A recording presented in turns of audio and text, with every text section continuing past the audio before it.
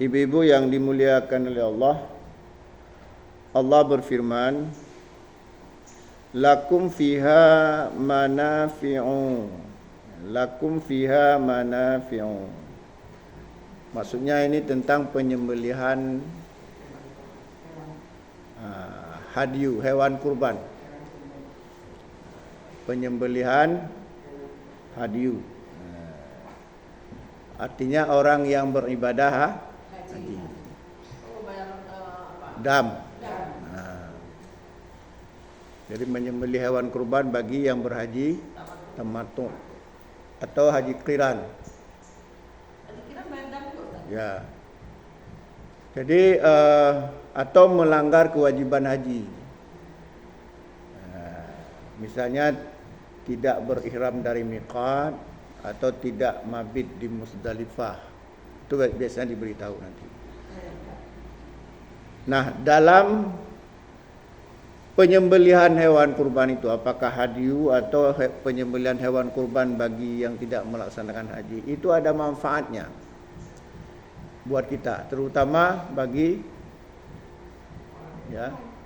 siapa orang yang yang berkorban, yang makan juga.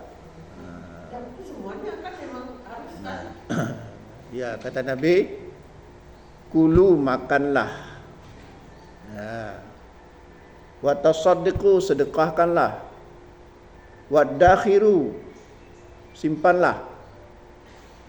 Jadi boleh disimpan. Asalkan penyembelihannya itu paling telat pada tanggal 13 Dzulhijjah atau hari tasyrik yang terakhir.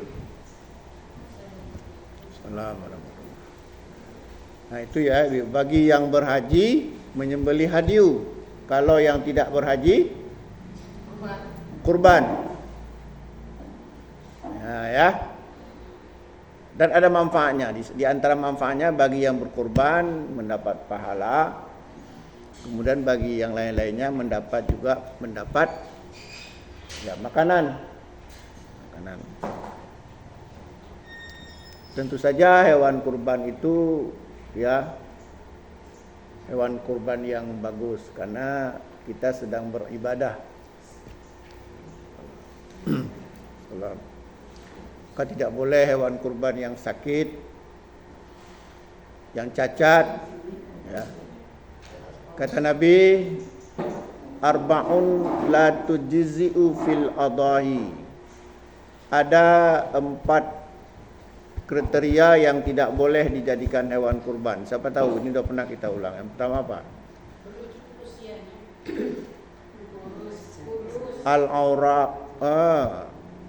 Al-aura'u al-bainu auruha. Yang buta dan nampak sekali butanya. Yang terganggu penglihatannya. Sampai akhirnya kambing itu atau hewan pakai baju pakaiin kacamata hitam karena buta. Bentar saya dulu. Yang pertama apa tadi? Yang pertama al-aura'u al-bainu auruha. Yang buta dan nampak sekali butanya. Itu enggak boleh jadi hewan kurban. Yang kedua wal maridatu al-bainu maraduha. Yang sakit dan nampak sekali sakitnya. Itu enggak boleh. Hampir mati, daripada mati ya untuk kurban aja, enggak boleh. Yang sehat. Ini sudah pernah kita jelaskan dulu ya. Ini sekedar ulang aja karena relevan dengan ayat ini. Yang ketiga apa? Yang cacat. Yang wal arda al bainu dal'uha, yang pincang tadi dan nampak sekali pincangnya. Atau bahasa Acehnya cepit. Dan nampak sekali kalau hoyong-hoyong sikit itu enggak apa-apa. Ini memang pincang, memang kakinya patah. Kakinya patah itu enggak boleh.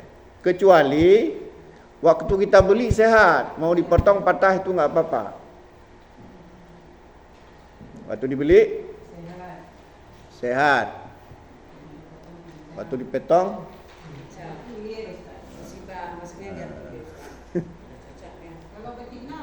boleh. Hah? Hamil jangan, sayang. Ya sayanglah apa bayinya kan. Kalau nggak tahu nggak apa-apa.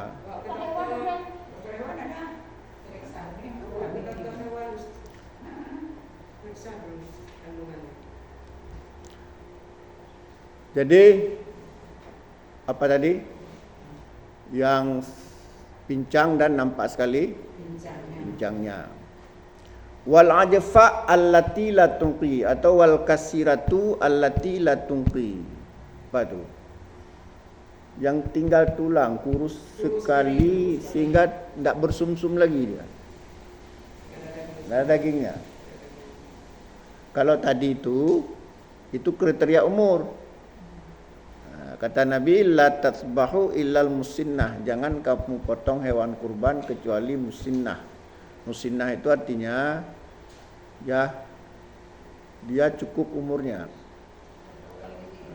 Ya, sinnun itu bisa maknanya gigi atau sanah tahun.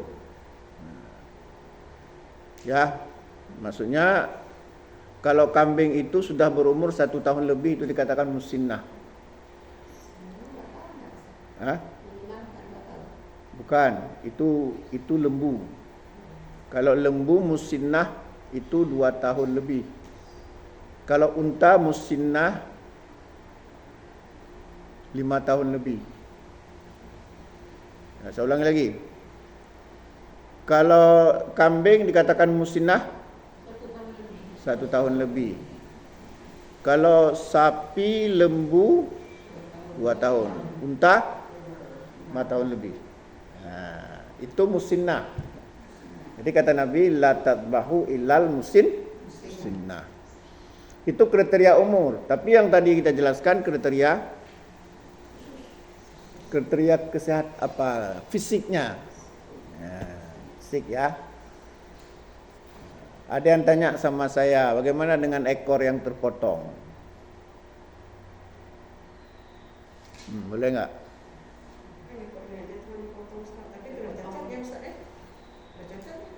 Nabi tidak mengatakan cacat. Nabi mengatakan tadi apa? Buta. Apalagi? Pincang. Kurus. Nabi tidak apa-apa. Tidak apa-apa. Cuman sebaiknya jangan yang putus ekornya. Jadi oleh karena tadi buta, apalagi capi, itu dianggap cacat. Sehingga ada yang berpendapat apapun yang cacat nggak boleh. Karena Nabi menunjukkan tadi apa? Buta, pincang, itu dianggap mewakili cacat. Tapi sebenarnya kalau kita ingin lebih tekstual, ya nggak ada hadis tentang apa namanya ekor. Jadi kalau ada orang potong silakan aja. Cuman kalau bisa janganlah. Karena kan kurban ini kan kita ibadah. Beda dengan kita dagang. Nanti jangan-jangan gara-gara itu nggak diterima pula kurban kita. Nah, gara-gara kita nggak ikhlas ya. Nggak ikhlas, terpaksa. Nggak enak sama orang dah kurban. Ternyata orang sering itu ditawarin mau kurban nggak, mau bilang nggak enak. Bilang ya akhirnya itu udah nggak ikhlas itu. Ya, betul enggak? Kamu ibu mau kurban? Bilang enggak enak.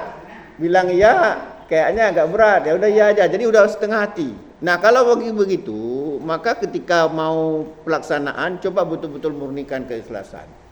Tidak memperbaharui lagi nih niat. Nah, inilah ya. Jadi ada manfaatnya ya. Manfaatnya lagi pula hari tasyrik. Nah, sekarang pemotongan hewan. Bentar, kita lanjut, ada ayatnya sini. Kita lanjut dulu ayatnya. Nanti kita ngomong terus nanti enggak sampai ayat apa. Jadi tadi sampai di mana tadi? Lakum fiha manafi'u. Bagi kamu ada manfaat. Tentang apa ini? Tentang hewan kurban. Apakah yang dipotong di haji yang disebut dengan hadiu atau yang orang yang tidak berhaji yaitu berkurban? Apanya kurus sekali? Ya, 2015 dan terangkan terus. 2015 sekarang 2025 ya lupa lah. Perlu kita ulang-ulang. Saya pikir baru kemarin ya nggak perlu diulang-ulang. Ini 2015 ya. Sebagian ibu lain itu udah dijual bukunya untuk kacang. Enggak, maksudnya kalau 10 tahun lalu enggak apa-apa kita ulang. Yang jangan baru kemarin diulang-ulang lagi. Ya, ini yang repot. Enggak dapat di sini Ustaz, saya cari ke sana biar Ustaz. Bagus itu dokumentasi paling rapi. Saya yakin ada ibu-ibu antah leho kah.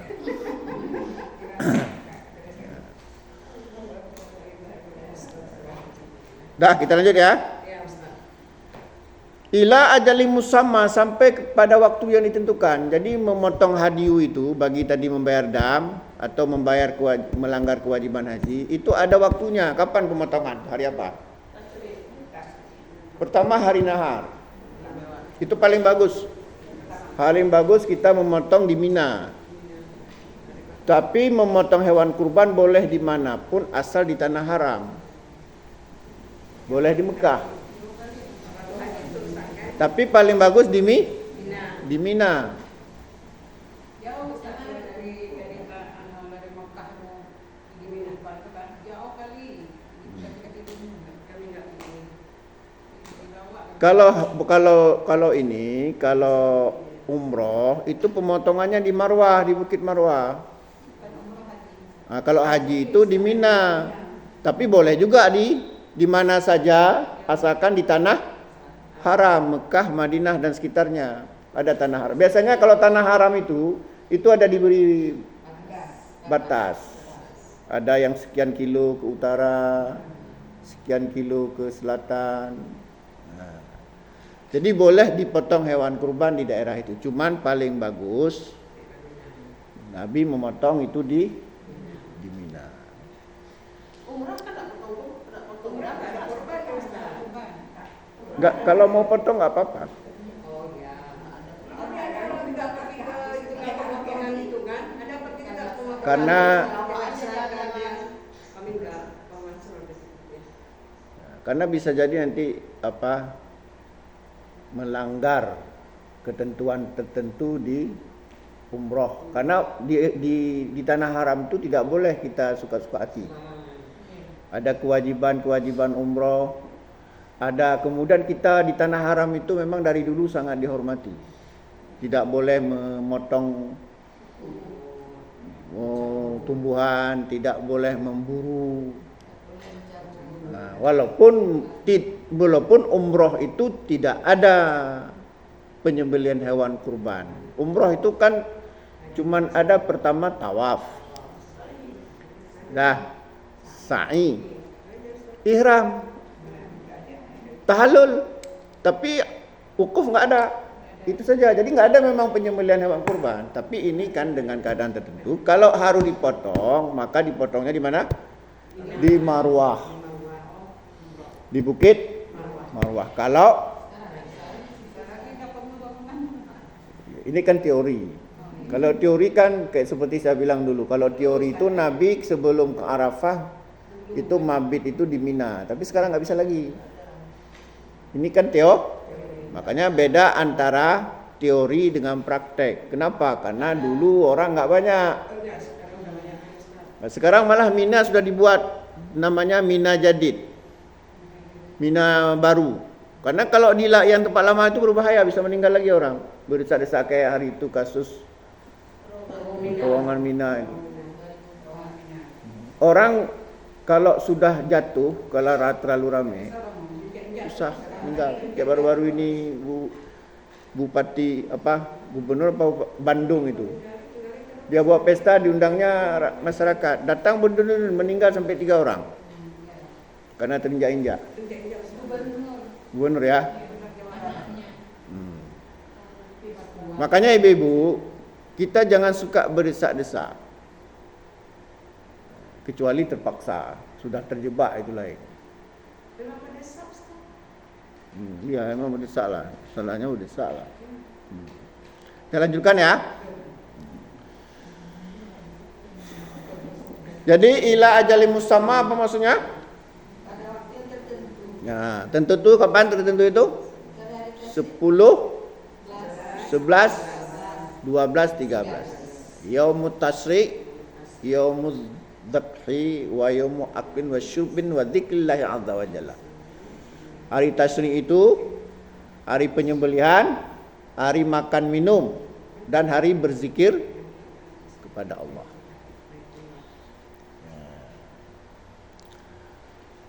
Ada yang bilang kalau naik haji itu kadang-kadang memang kita tensi ya, naik darah.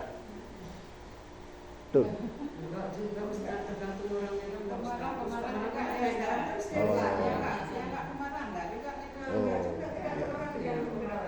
Kadang biasa di kampung itu kemana Nanti terbawa memang Ustaz, tuh suami istri berkelahi di sana tuh Ustaz. Ada juga? Ada, semasa saya Ustaz, ada 99. ada Ustaz. Bingung saya orang pakai kan Ustaz. Sampai dia kan lari ke kamar kami. Lari ke kamar kami, "Bu, jangan kayak gini Bu." Suaminya udah sibuk cari Ustaz. Dia nggak mau keluar dari kamar kami. Kuna lah gerak. Dia lawan Ustaz ngomong nggak pasti. Ya dah ya. Pokoknya pada waktu yang Itu yang ditentukan. Summa mahilluha ilal baitil aqiq. Kemudian sembelihlah hewan kurban dari hadiyu ya. Ilal baitil aqiq. Baitil aqiq itu apa? Ka'bah. Itu juga tanah haram. Ya, jadi tanah haram. Cuman kalau di Ka'bah itu nggak bisa kita potong. Ini kan teori seperti Di sekitar Ustaz, bukan di kamarnya tuh. Hah? Ini masa Nabi. Di sekitar Baitul Banyak orang. Ini masa Nabi. Ustaz cuma kadang Ya. Bagaimana nih? Itu kan hukum Allah sudah tetapkan. Tapi sekarang ternyata udah nggak bisa. Apa kita enggak? Ya, maksudnya kan Ka'bah itu hanya salah satu tempat. Ada tempat lain yang masih bisa seperti di Mina itu masih luas. Di Mina itu nggak perlu sanksi kita. Seberapapun orang yang ingin membayar dam di situ, itu biasanya penyediaan kambing bagaimana? Karena saya belum pernah berhaji. Kita beli. Hah? Oh, tinggal kita bayar. Berapa? Nggak tahu tergantung harganya berapa. Kalau dulu 250 real. Tergantung dia. 250 kita, realnya nggak ada lah. Kalau dulu waktu tuannya. Jadi dia minta uang aja sama. Oh ya, gitu ya. Uangnya jangan kita. Kemudian dagingnya dibawa kemana? Kantor bank tapi dia dikasih nasi juga sudah mau pulang Di hotel. pulang ke rumah masak di rumah masak. Siapa Tapi saja? saya memang dibawa ke tempat pemotong. Iya, Memang Masya Allah. Masya Allah. Kambing itu sih nggak ada Orang melawan. tanya kebetulan kami bertujuh keluarga kan. Nggak ada melawan. Orang tanya nggak ada masih itu nggak ada di ikan nggak ada apa-apa. Satu kali Begitu kami datang Nggak ada aja gitu. diturunkan lututnya begini baca Bismillahirrahmanirrahim. Masya Allah. Dia ditusuk aja dia unta dia. Tusuk. Ada Nggak ada tapi dipotong luar biasa. ditusuk dia. Ini kan Beda dengan lembu ya. udah cangkak air bersih sebentarnya disiram udah selesai. persis Kalau- seperti biaya Al-Quran. Ya. Luar biasa. Senang kita lihatnya. Yang Saya dengar cerita Ustaz. Saya dengar cerita saya nggak lihat. Inilah ayat Allah ya. Wal badnu ja'alnaha lakum min sya'airillah. Unta itu kami jadikan sebagai syiar-syiar Allah. Ada ayat berikutnya ini. Nanti ada tunduk Di dia. atas tulisan. Bawah. Contoh saja. Bawah masih jauh bawah. Beda dengan kerbau sapi kita potong pun masih hidup dia. Melawan, Ada yang lari ke kamu. Wah, dari potong lari. lari dia. Dari Ika itu. Itulah tanah haram. Karena memang unta itu memang bukan begini, masing-masing hewan itu kan punya tabiat. Dia berurut. Memang kebetulan memang unta itu memang dia nggak banyak cincong dia. Makanya kenapa jadi hewan tunggangan? Kenapa kerbau sapi tidak boleh jadi hewan tunggangan? Karena membandel dia. Nanti kita suruh pergi kiri lewat pergi ke lompat-lompat dia. Tapi kalau unta itu enggak, tetap aja dia. Ketika naik kemana-mana nggak ada banyak melawan dia. Makanya ada ayat afala yanzuruna ilal ibili kaifa khuliqat. Apakah kamu tidak melihat bagaimana unta diciptakan? Banyak kali hikmah. Termasuk unta itu binatang konstruksi. Mana kita melihat unta itu dari sudut ilmu teknik konstruksi, teknik sipil gimana Bu Ibu? Yang menyimpan air itu dia. Enggak, menyimpan air bukan konstruksi. Saya minum susu unta. Itu bukan untuk konstruksi. Lihatnya penuh-penuh gini ya, lekuk-lekuk ini. Nah, dalam ilmu konstruksi, lekuk-lekuk itu kekuatan. Coba ya rumah dengan dibuat lekuk-lekuk ini dengan rumah plong, itu kalau diterjang angin atau banjir, mana lebih duluan roboh? Seng yang tepat begini rata dengan yang bengkok-bengkok mana lebih kuat? Jadi kata orang sipil, lekuk-lekuk itu bisa memberikan kekuatan. Nah, kita coba lihat. Makanya orang teknik itu bisa pakai ayat ini.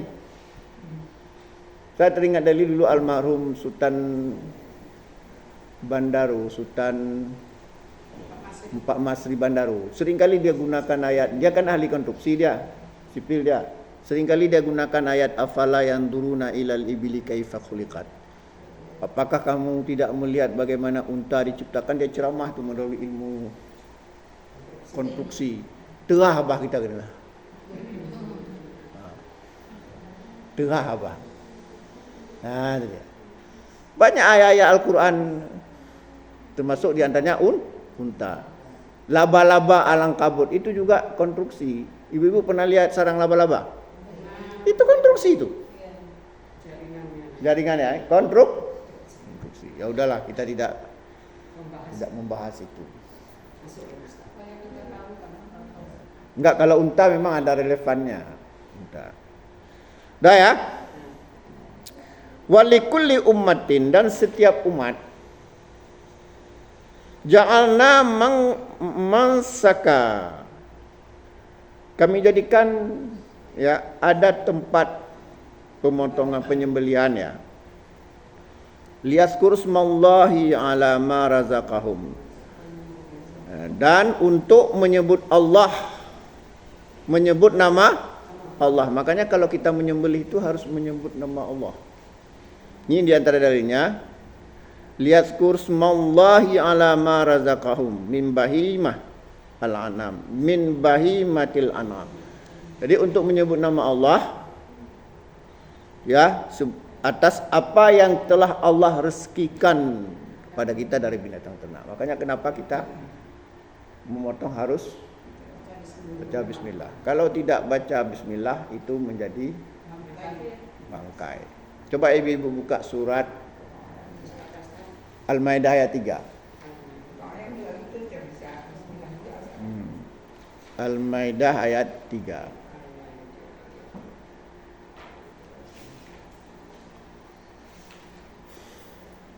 Saya minum dulu Bu ya. Kenapa saya suruh cari ibu-ibu? Saya mau minum, pinter, dah paham apa.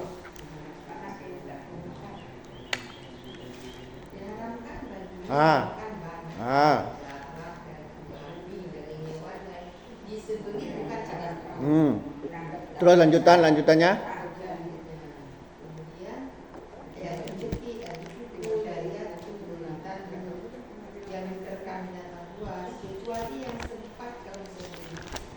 Ya. Yang disembelih itu yang diperuntukkan kepada Allah. Iya, bagus. Pula mengombinasi dengan anak-anak. Anak itu suatu perbuatan fasik. Pada hari ini orang kafir telah putus asa untuk mengenalkan agamamu. Sebab itu janganlah kamu takut kepada mereka, tetapi takutlah kepadaku.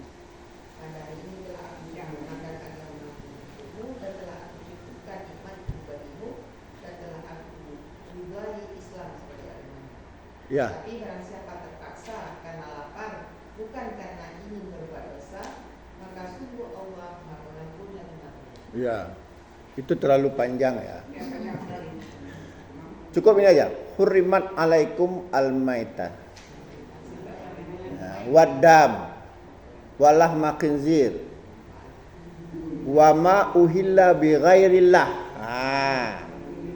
wal munkhaniqah wal mawduqah wal mutaraddiyah wan natihah wa akala as-sabu'u. Ya, apa tuh? Diharamkan bagi kamu apa tadi? Bangkai. Darah yang mengalir ya, sebagaimana dalam surat Al-An'am ayat 145. Daman maspuhan, ad-dama masfuha. Kemudian lahmal khinzir, daging apa? Daging babi. Wal munkhaniqah, yang tercekik. Wal mawduqah, yang dipukul. Wal mutaraddiyah, jatuh. Wan natihah, yang ditok, apa tok tu? Tanduk. Wa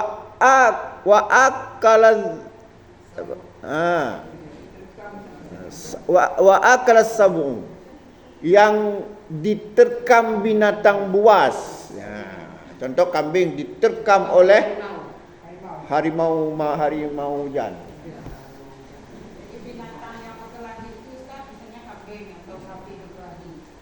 Kan dia kan ada yang mau mati, ya berarti kan kalau dipotong itu kan bisa. Boleh, asalkan tadi apa? Sampai Menyebut nama Allah. illa ma zakaitum. Ya. Kalian sempat sembelih. Kamu sembelih. Illa ma zakaitum. Jika kecuali kalau kamu sempat menyembelih dengan tadi apa? Liyazkur smallah ala ma razaqahu. Nah, itu dia. Cuman kan masalahnya kita enggak sempat. Belum begitu kacok perang, kacok tikin enggak mati. Dah plak dah mana dah keplak aja kacok tikin tiga. Saya Misalnya kan ditabrak nih, masih Pak Peluk baca terus bismillah kayak itu bisa mati dia. Udah sempat disembelih. disuruh sembelih dabah kau mulut. Jangan membuat aliran sesat lah. Kan tadi kan menyembelih. Dubiha. Disembelih. Oh ya, disembelih. Uhila. Disembelih ghairillah. Ya, disembelih tidak menyebut nama Allah, maka fahuwa maitatah. Maka itu masuk bangkai. Ini bangkai secara hukmihi. Kalau secara daging dia memang masih bagus dagingnya. Paham ya? Cuman dia dari sisi syar'inya sudah bangkai. Kadang-kadang ada dari sisi hukmihi. Contoh apa? Zina misalnya. Zina, orang berzina dengan nikah kan sama? Enggak, dari sisi anunya biologisnya sama. Tapi satu halal, satu itu haram. Hah? Itulah maksudnya kan sama, kondisinya sama, cuman satu halal, satu haram. Demikian juga daging tu memang masih bagus, dia baru kecekek tadi jatuh ketabrak becak. Jangan becak lah, keren sikit lah. Ketabrak high ace. Koplak, mati dia. Dah. Tapi kan dagingnya masih bagus. Tetap bangkai. Bukan dari sisi dagingnya nih, dari sisi hukumnya. Sama kayak zina tadi. Sama kondisinya, sama-sama biologi, hubungan biologis. Cuman satu halal. Sama juga daging itu sama-sama enak dimakan. Apakah disembelih atau karena dipok oleh itu sama-sama enak. Cuman satu halal, satu haram. Itu dia. Kalau kita lihat Ustaz tidak ada menolongnya dia apa? Mungkin kan bisa. Enggak, pokoknya dia atau boleh ada ulama begini, burung misalnya ya, burung kan nggak mau kita sembelih, kita tembak, nah, boleh itu baca bismillah karena anak peluru itu dianggap menyembelih. Bismillahirrahmanirrahim. Itu boleh.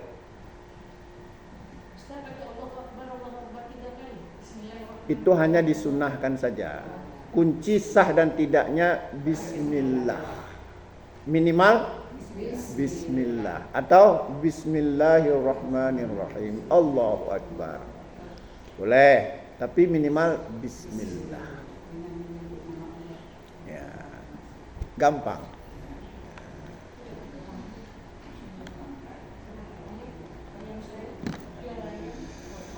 Kita lanjutkan Ibu ya.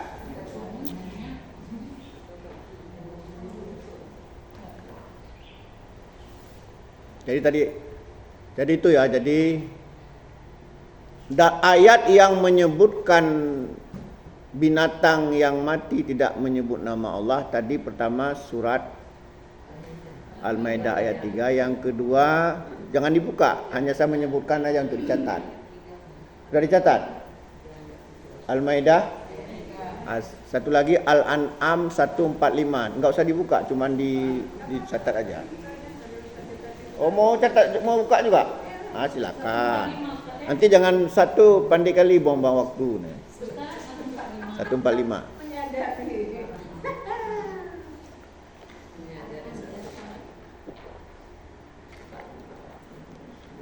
Itu dalil hewan yang mati tidak disembelih dengan menyebut nama. Jadi pertama tadi apa? Surat Al-Maidah ayat 3 dan Al-An'am 145. Coba biar jelas-jelas, coba Ibu buka.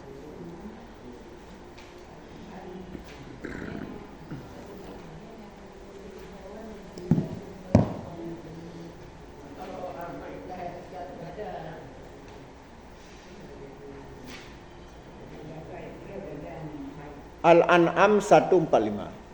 Coba.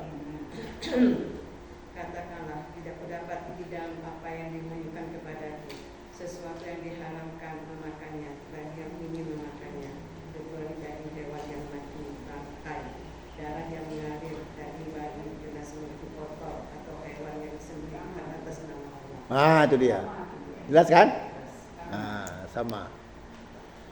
Qul la ajidu fima uhiya ilayya muharraman ala ta'imin ayyat'amuhu illa ayyakuna maitatan wa daman masfuhan wa lahmal khinzir fa innahu rijsun aw fasik fa innahu rijsun aw fasikun ya uhilla bi ghairillah. Apa arti uhilla bi ghairillah? Dipotong tanpa menyebut nama Allah. Itu dia, dua dalil apabila binatang dipotong tapi tidak menyebut nama Allah. Sekarang bagaimana kalau lupa? Siapa tahu. Namanya juga manusia. Lupalah. Orang suami bisa lupa sama istrinya, istri bisa lupa sama suami, apalagi itu ya. Nah sekarang bagaimana lupa? Bagaimana hukumnya? Misalnya ibu ya mau potong, lupa bilang bismillah, gimana?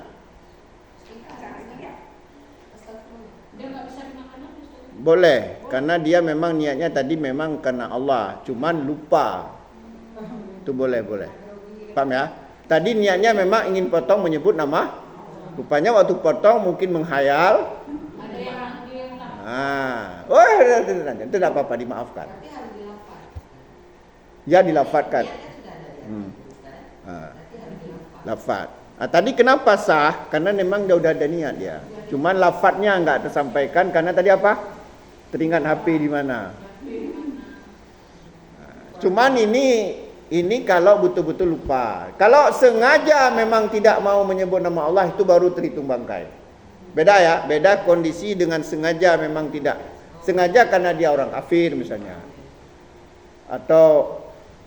Tapi ini memang dia niatnya ingin menyebut nama Allah, cuman waktu potong teringat kue bolu di sana itu. Nak kali. Itu dimaafkan. Jadi enggak perlu gabuk ya, enggak perlu dibuang. Jangan pula nanti lupa bismillah ini udah jadi bangkai ini, bagaimana? Enggak usah. Bismillah aja. Allah tahu kita tadi sudah berniat ingin Baca. membaca. Makanya lupa itu mana? Ya. Tahu ya?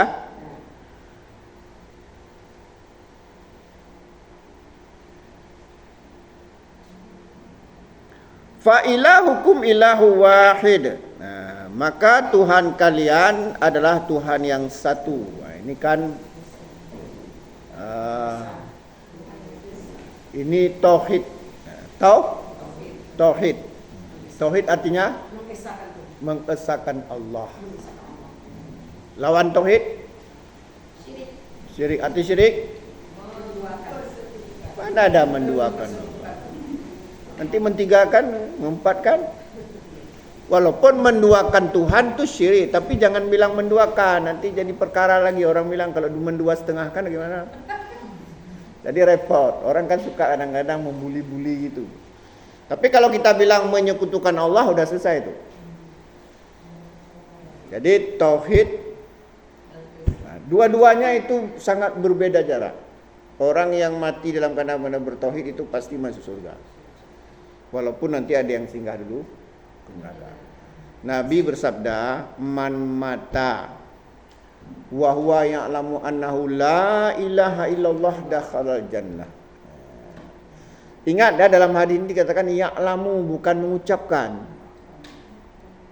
Coba perhatikan ayat hadis ini ya. Man mata. Apa artinya man mata? Man apa artinya? Mata mati. Jadi kenapa kalau kita bilang orang kita bilang mati, oh kasar kali. Kasar kali. Meninggal dunia baru nggak kasar. Meninggal dunia itu bahasa apa? Kasar sangat. Meninggal dunia bahasa Indonesia. Man mata, barang siapa yang mati, jelas. Nggak ada dalam ayat meninggal dunia. Man mata wahwa ya'lamu, dan dia ya'lamu. Apa artinya ya'lamu? Mengetahui, jadi bukan sekedar mengucapkan. Apa maksud mengetahui? Artinya benar-benar bertauhid, mengetahui contoh-contoh syirik, mengetahui berbagai bentuk syirik. Kan sekedar mengucapkan. Wahwa ya'lamu, dan dia mengetahui annahu la ilaha illallah, bahwa sesungguhnya tiada Tuhan yang berhak disembah melainkan Allah. Dakhala jannah, ia pasti masuk surga. Walaupun ada yang langsung, Ada yang transit. transit di mana? Di Medan. Dalam riwayat yang lain, riwayat Imam Bukhari, Rasulullah sallallahu alaihi wasallam bersabda, "Man mata min ummati la yusyriku bihi syai'a dakhalal jannah." Man mata, barang siapa yang mati. Man mata min ummati, barang siapa yang mati dari umatku, la yusyriku bihi syai'a, tidak menyekutukan Allah sedikit pun. Dakhal jannah, ia pasti masuk surga. Ya. Tapi kalau kita mati dalam kesyirikan, nah inilah kita bahas pada pertemuan yang lalu. Celaka kita. Walaupun kita banyak amal, banyak ibadah. Mana? Jangan berdoa saja, ya Allah, la ilaha illallah. Yang penting kita untuk menghindari dari kesyirikan, kita harus paham dulu apa itu syirik. Kita harus, kalau kita ingin lari dari orang gila, kita harus tahu dulu siapa orang gila. Banyak orang terjebak kepada kesyirikan karena nggak tahu itu syirik. Contoh pesijuk misalnya, tulak bala, sesajen, jimat, perdukunan, sihir, takhayul, tatayur, khurafat, tepung tawar, dan macam-macam. Tapi kan tidak semua orang tahu itu. Sihir, jimat, perdukunan, guna-guna juga banyak jenisnya. Tidak semua orang tahu. Orang hanya tahu syirik, tapi bagaimana bentuk dan jenis kesyirikan nggak tahu. Ini yang bahaya.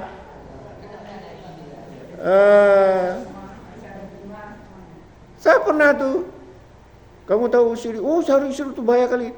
Coba sebut contoh-contoh syirik, udah bingung dia. Dia hanya tahu bahwa syirik itu dosa yang paling besar, tapi dia bagaimana berbagai bentuk kesyirikan terjadi dia nggak tahu. Misalnya kan, misalnya kita arisan, kita hari ini pergi kunjung orang haji, kampung tawar ya. Jadi kita pergi, tapi kita nggak kampung tawar, pergi salaman aja sama orang tua. Ya boleh, sudah salaman. Ikut serta dalam Tapi kita nggak kampung tawar, karena kan dia yang pergi. Ya. Tapi dia juga Ustaz, kalau kita bergaul kayak gitu nggak bisa juga Ustaz. Ya udah, jangan kita perpanjang-panjang, itu lama nanti urusannya. Oke. Karena itu sudah berjuta-juta kali kita bahas. Nggak habis-habis Ustaz. Nggak habis-habis. Masih hidup masih ada itu Ustaz. Nah, udah kita lanjut ya. Jadi fa ilahukum ilahu wahid. Ini tauhid. Sekarang saya tanya sama ibu-ibu, tauhid apa namanya ini? Siapa tahu?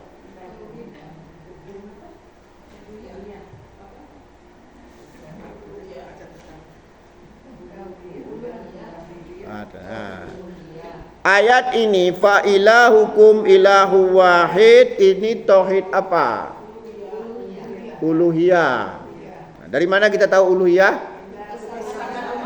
Nah, ini ada katanya ilaha, uluhiyah. Apa itu tauhid uluhiyah?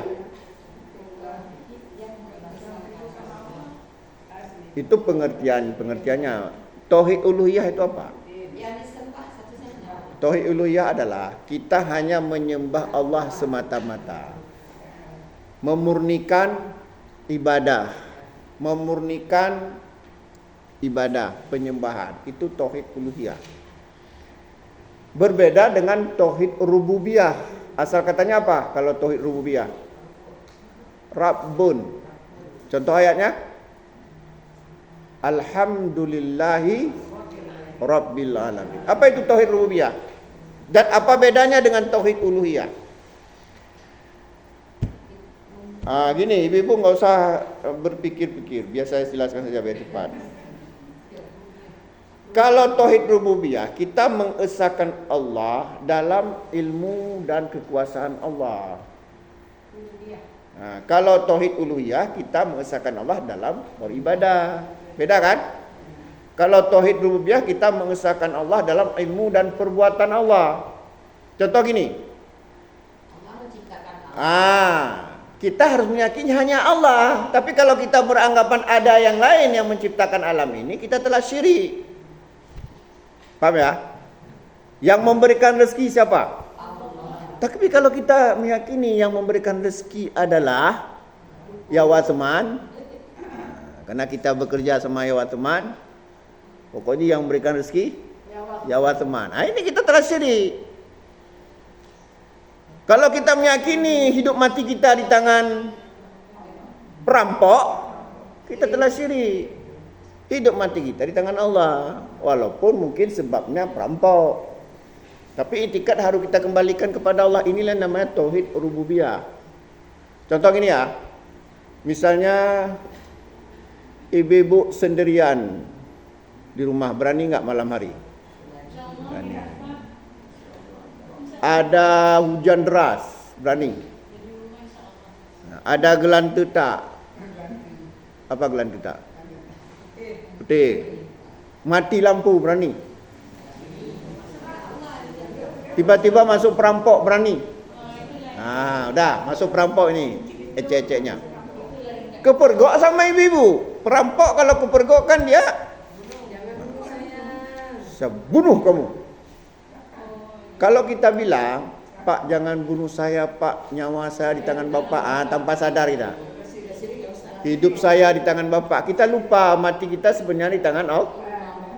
Yang benar bagaimana? Kita meyakini hidup mati kita di tangan Allah. Kalau memang Allah mentakdirkan kita mati di tangan perampok ini semata-mata karena takdir Allah. Tapi kalau Allah tidak mentakdirkan kita mati di tangan perampok ini, ada saja cara dia nggak jadi. Misalnya dia pikir, tanggung saya bunuh ini, saya masuk penjara, uang nggak dapat. Paling bilang aja jangan lapor-lapor ya. Lapor-lapor congkel matamu. Itu tauhid rububiyah. Yang ketiga apa? Tauhid asma wa sifat. Bagaimana itu? Dalam sangat Allah dalam Nah, itu contohnya dalam kehidupan bagaimana?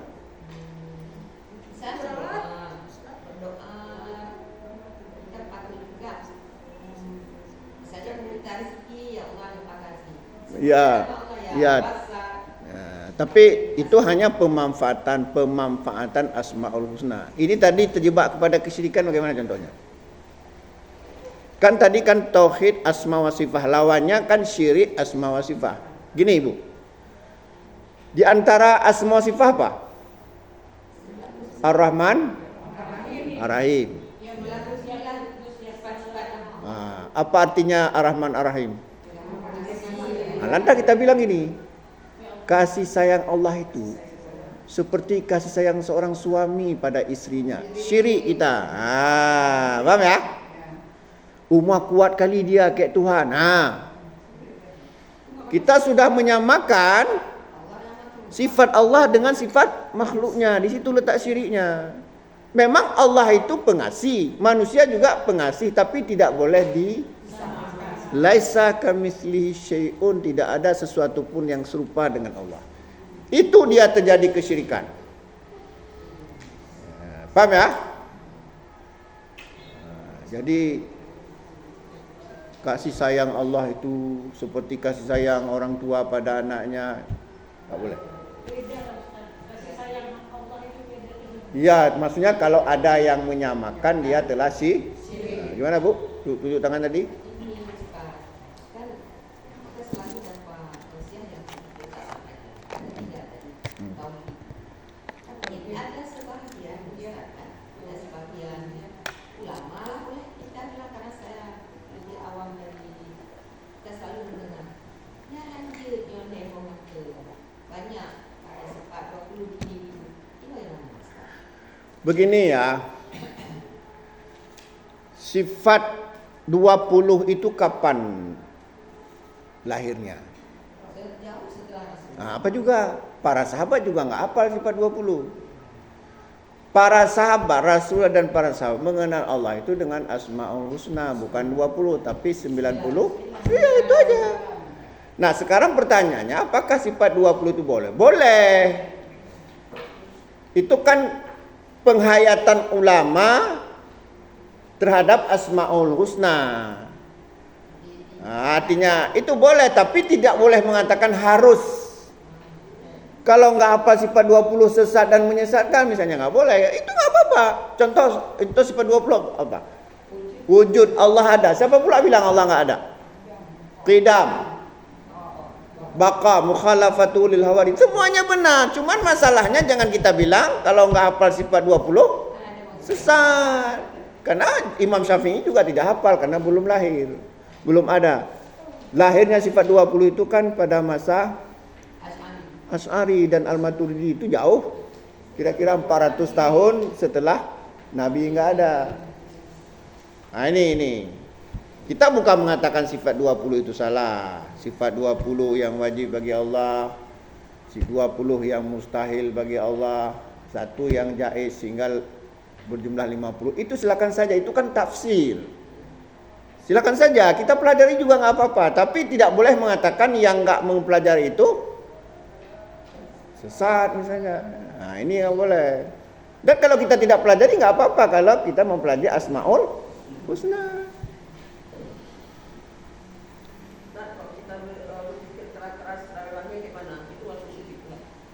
Itu bid'ah. Itu bid'ah, tidak syirik, bid'ah. Karena apa? Bertentangan dengan surat Al-A'raf ayat 205 dan berbagai hadis Nabi. Nah, contoh hadis ini. Dah. Kata Abu Sa'id Al-Khudri, kami pernah bersama Nabi, ya, di sebuah perjalanan. Hatta asyrafna 'alal wad, hingga kami sampai di sebuah lembah. Lembah itu apa? Mana pula teluk. Lembah itu.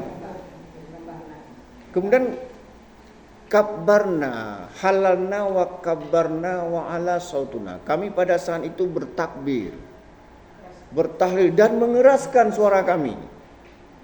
Tapi apa respon Nabi? Nabi marah ternyata.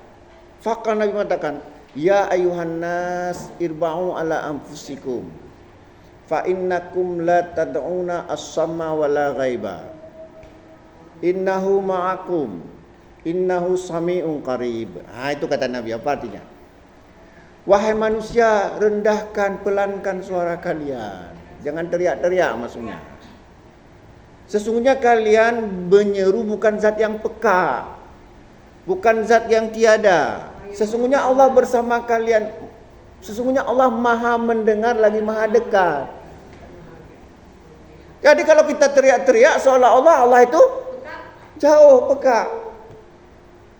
Nah, sekarang coba habis salat, zikir rame-rame. Pertama seolah-olah apa kalau nggak seperti itu Allah nggak dengar. Yang kedua mengganggu orang masbuk. Orang masbuk nggak tahu baca apa lagi dia. Apa hukumnya mengganggu orang salat?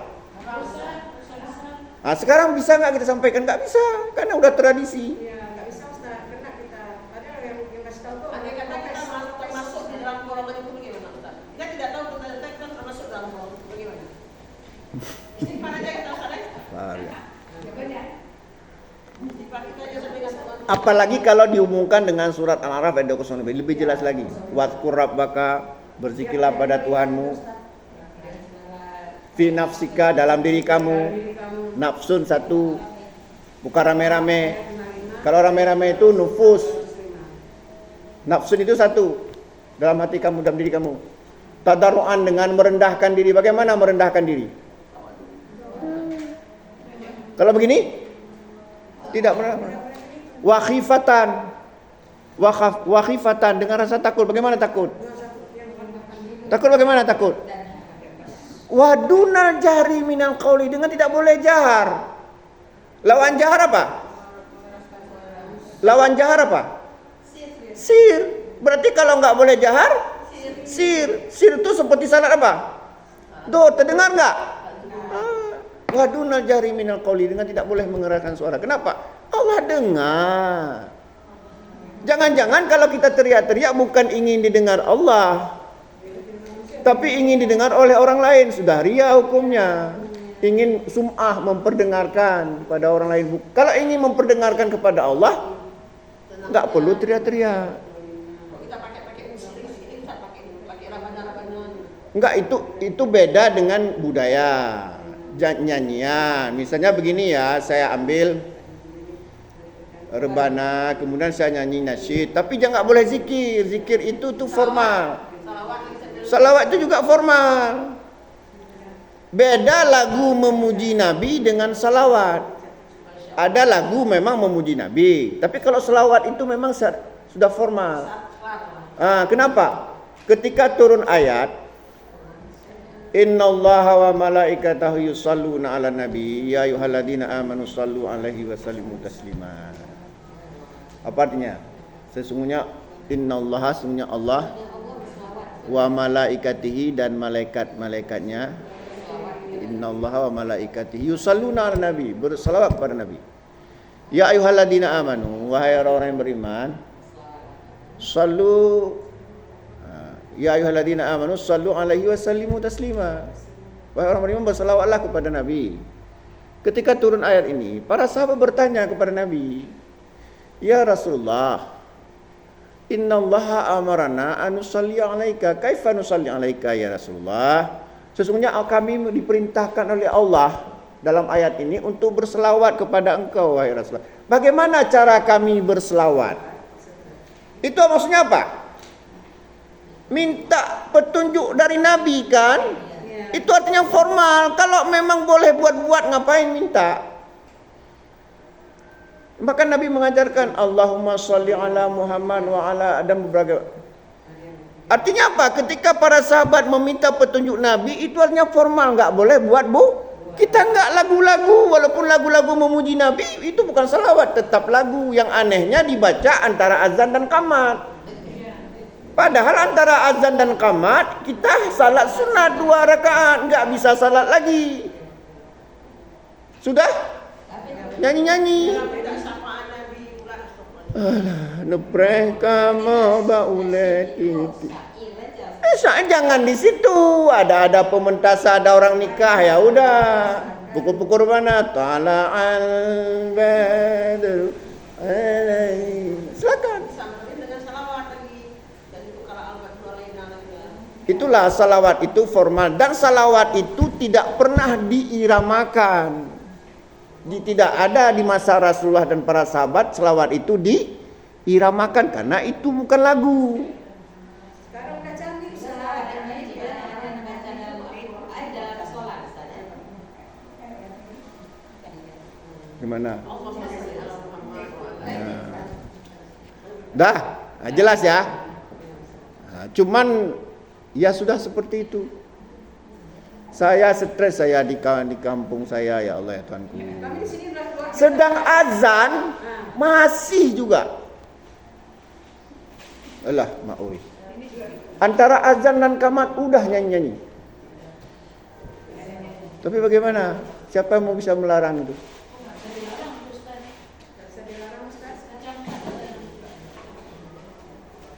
Ya udah, kita lanjut ya. Belum, masih lama.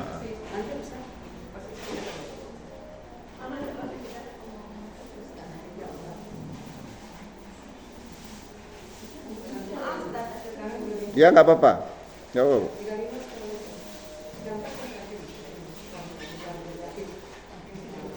Udah, ini jadi fa ilahukum ilahu wahid. Apa artinya tadi? Maka sesungguhnya Tuhanmu adalah Tuhan yang satu, Tuhan yang berhak disembah. Karena ini tauhid uluhiyah, sebagaimana yang sudah kita jelaskan tadi. Falahu aslimu. Ya. Maka bagi kalian itu keselamatan dunia dan ya, makasih Bu ya. Keselamatan dunia dan akhirat. Wa basyiril muhbitin, dan berilah kepada kabar gembira kepada orang-orang yang patuh. Ya. Artinya kalau kita benar-benar mentauhidkan Allah, baik tauhid uluhiyah, tauhid rububiyah, tauhid asma wa sifat, maka insyaallah kalau kita mati, man mata wa huwa ya'lamu annahu la ilaha illallah dakhal jannah. Barang siapa yang mati dan dia mengetahui tiada Tuhan yang berhak disembah melainkan Allah, dakhal jannah. Man mata min ummati la yusyriku bi syai'a dakhal jannah. Barang siapa yang mati dari umatku, dia tidak menyekutukan Allah sedikit pun, dakhal jannah, ia pasti masuk surga. Nah, ya.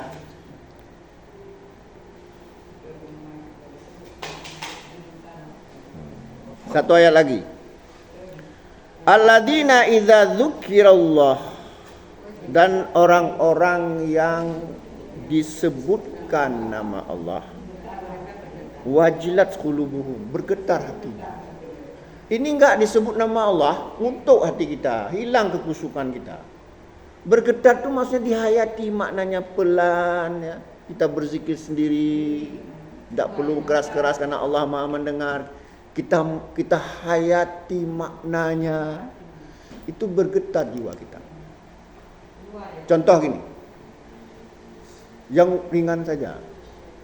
Bismillahirrahmanirrahim. Coba kita hayati.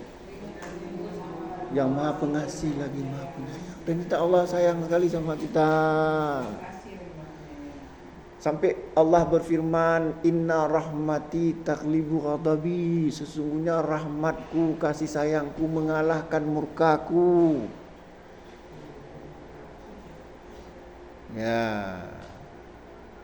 Ini dalam tudulman ala nafsi, sesungguhnya aku telah mengharamkan kedaliman pada diriku, kata Allah. Coba kita hayati. Ini enggak kita baca-baca aja bismillahirrahmanirrahim, bismillahirrahmanirrahim. Kadang-kadang kita berzikir entah apa, enggak ada kita hayati. Makanya para ulama mengatakan, untuk mendapatkan kekusyukan dalam salat, hayati maknanya.